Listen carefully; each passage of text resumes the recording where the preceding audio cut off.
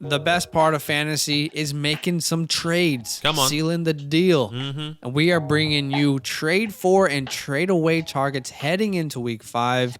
So, Badaki, why don't you start us off with our first trade for? Absolutely. My first trade for target is CeeDeez Lamb. Look, I know it's been a huge disappointment. The past 2 games has been really some duds. He didn't produce. A wide receiver 2, maybe even a wide receiver 1 on some teams that you might have started. 8 targets in the last 2 games is just not good enough. It's been rough. It's been terrible. But let's remember that CeeDeez Lamb is on a high-powered offense. Dak Prescott, Zeke, Amari Cooper. I mean, there's talent around. But let's also remember that Zeke went off the last 2 games. They needed to establish the run game. Zeke finally got his legs underneath him. I think CeeDeez Lamb is a great trade for candidate. He's currently wide receiver 28 on the year. These are guys currently finishing ahead of CeeDeez Lamb, okay? Hollywood Brown, Emmanuel Sanders, AJ Green, Christian Kirk, Hunter Renfrow, and Henry Ruggs. That is not going to continue. Go get CeeDeez Lamb on the low right now. It's rough right now. I think you can buy him as a buy low target. I mean, this offense is elite, and they can change depending on what the defense is going to give them. I agree. CeeDeez Lamb will be more involved. All right, my first trade for target is Dalvin Cook. You probably drafted Dalvin Cook as the 2nd overall player in your draft if you have him. People are worried about him. Why? Because he's currently the running back 31. If people drafted him, they're probably hurting as a team. Yeah, I agree. So now is the time to buy low on a top 5 running back.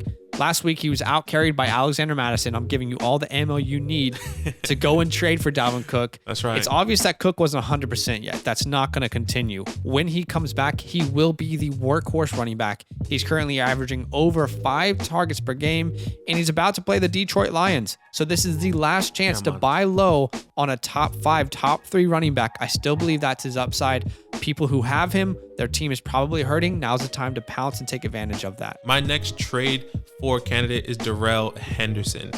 Look, right off the back, we were completely wrong. I was completely wrong. Yeah, I said to completely avoid Darrell Henderson. I didn't like the situation. It's clear that he is the RB1 in this backfield. They love to utilize Darrell Henderson. In the last 2 games, he's been on the field 90% of the time. And that's what you want from an RB1. He is the guy. He's also been utilized in the pass catching game, especially in the red zone. Okay, get Darrell Henderson on your team. Let me tell you his next 3 games. Seattle give up the 4th most points to running backs. New York Giants, who's been up and down in defenses, so I expect them to have a good game. And like Zach said, the Detroit Lions, who give up the most points to running backs. That's exactly what you want, especially in a running back position. Go get Darrell Henderson right now. That's right. Taxes, death, and the Detroit Lions being bad at stopping running backs. All right, my next trade for target is Marvin Jones, who was my guy this year. 2 reasons you should trade for Marvin Jones. Number 1, and the biggest reason, is opportunity. He's currently playing 92% of snaps, which is what you want from a wide receiver 2 or a flex option. He's the most targeted player on this team. It's clear that Trevor Lawrence is looking for Marvin Jones, especially in the end zone. He is the end zone target for Marvin Jones. I agree. DJ Chark is out for the year, so there's no competition in the end zone now, and he's coming off a low game. It was clear that the Bengals were trying to eliminate Marvin Jones from Trevor Lawrence, and that's just not going to continue throughout the year. This is the opportunity to buy him low, because I think he's set for a top 24 finish this year.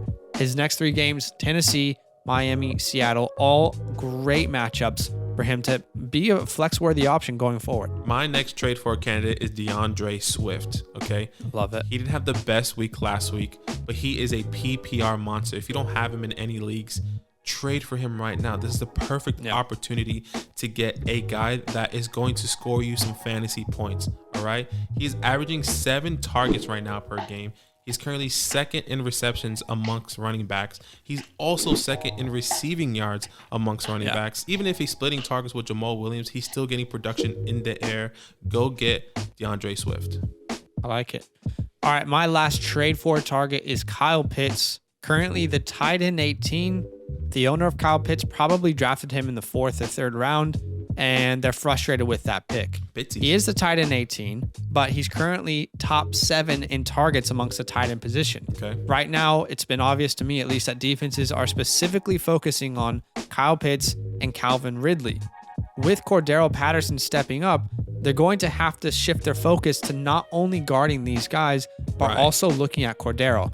Okay, I expect Kyle Pitts' role to continue to grow as he learns the position, and they play the Jets next week. So if he pops off, you're not going to be able to trade for him again.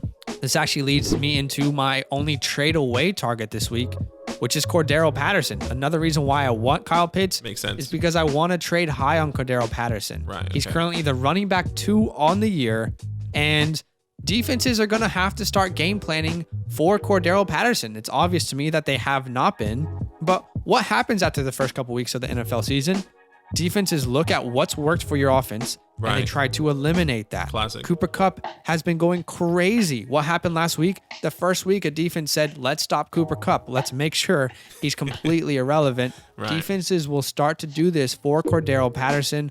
I know he's only playing 35% of snaps. That role could grow, but I do believe defenses will start to take him seriously, which means that Kyle Pitts and Calvin Ridley will get more opportunity. So trade away Cordarelle Patterson on a high.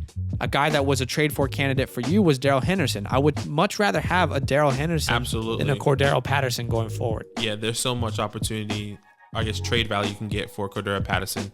But my last trade away target, and it's sad, makes me so sad, and that's Roberto Woods. This is a guy that I got a lot of stock in this year. This is a perfect opportunity to sell him because it was his first game that he finally found the end zone, and he finally got over the double-digit points. It feels like he didn't really do too well, in my opinion. He got a last-minute touchdown. It's clear it's Cooper Kupp in the offense. It's clear it's only Cooper Kupp. Every time I watch this game, I see someone that's not Cooper Kupp getting the ball, and I'm like jumping up in the air thinking it's Roberto Woods. No, but it's not. It's Van Jefferson or Deshaun Jackson. I wish it was Robert Woods. I wish it was Bobby Trees. Please throw it to Bobby Trees. It just doesn't look good from now, so sell him if you can. Yeah, let's see what you can get for Robert Woods. I mean, the touchdown is there. Maybe it's time to sell high. Only 15 points, but I guess that's sell high for Bobby Trees. You have to sell high. Those are our trade for and trade away candidates. Let us know down below in the comments if you're doing any of these trades. Yeah. Yo, what's good? Thanks for watching. We got a lot more videos. A lot more. If you want more videos, watch it. You can also subscribe right now if you want to. You need to. And lastly, don't forget that you can sign up to support the show and get exclusive content by going to patreon.com/fantasylandfam.